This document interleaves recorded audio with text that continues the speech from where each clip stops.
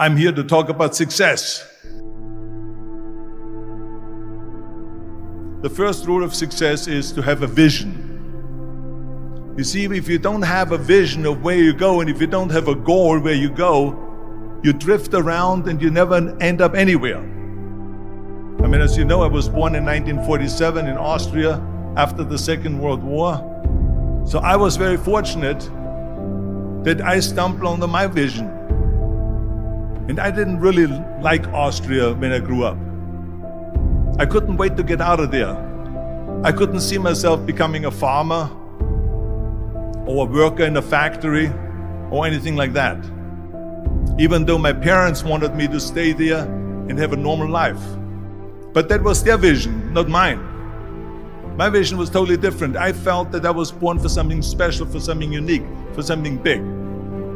Then one day I went to school. I remember I was 11 years old, and they showed a documentary about America. And there they showed in this documentary the huge skyscrapers, the high-rises, the huge bridges, the 6-lane freeways, and all of this stuff. And I said to myself, that's where I want to be.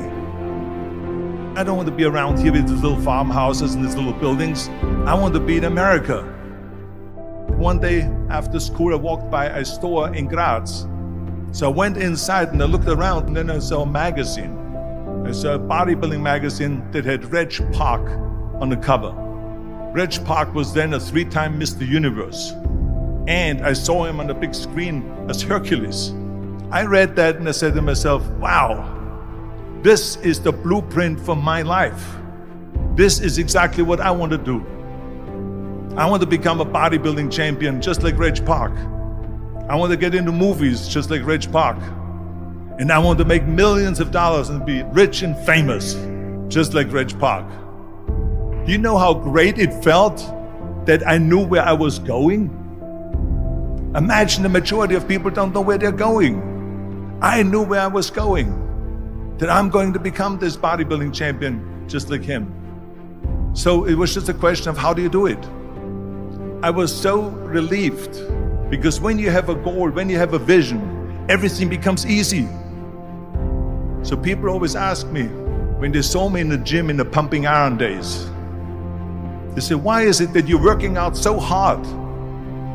5 hours a day, 6 hours a day, and you have always a smile on your face. And I told people all the time, I said, because to me, I'm shooting for a goal.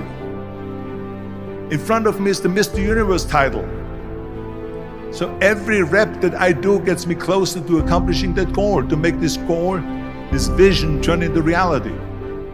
Every single set that I do, every repetition, every weight that I lift will get me a step closer to turn this goal into reality.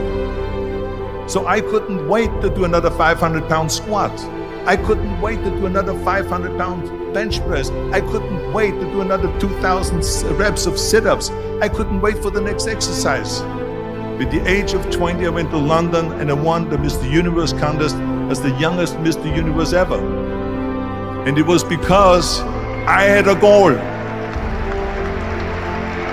So let me tell you something, visualizing your goal and going after it makes it fun. You got to have a purpose no matter what you do in life. You got to have a purpose. 74% hate their job in America. Now, there is not much different when you come to Europe. The majority of people don't like what they're doing because they're really not doing it because they didn't have a goal and they followed this goal. They just aimlessly drift around, and then all of a sudden there's a job opening, so they get that job because you have to work. But then when you work, it's a chore. It's work. It's not fun. So if you think about, only a quarter of the people really enjoy what they're doing in life. That is unbelievable if you think about it. So I felt so blessed that I knew what I was doing. It's like a medical student that studies and knows he wants to become a doctor. You know where to go. And the same thing is also in politics. I remember that in politics, I had a very clear vision that I will be the leader of California. That's as far as I could go because I was not born in America, so I could not run for president. So being the governor of the fifth largest state, the largest state, the fifth largest economy in the world, was for me really the ultimate title, the ultimate accomplishment in politics. So even though people came up to me and says, why don't you go and run for something smaller, you're never gonna make it. I ran for governor, and then 2 months later I became governor of the state of California. Again, because I had a very clear vision what I'm gonna do with California. So that's rule number one, have a vision. Rule number two is, don't listen to the naysayers. Don't listen to the naysayers.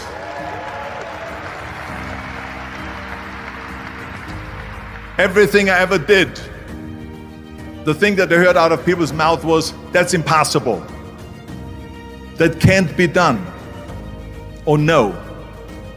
That is exactly what I heard, and of course I proved to the people that it can't be done.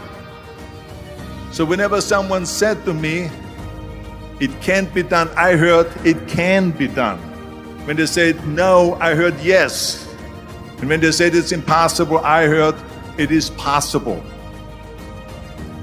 I'm a strong believer of what Nelson Mandela said, that everything is always impossible until someone does it.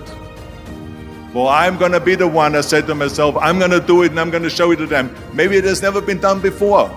That's perfectly fine with me. But I'm gonna do it. And I did not listen to the naysayers.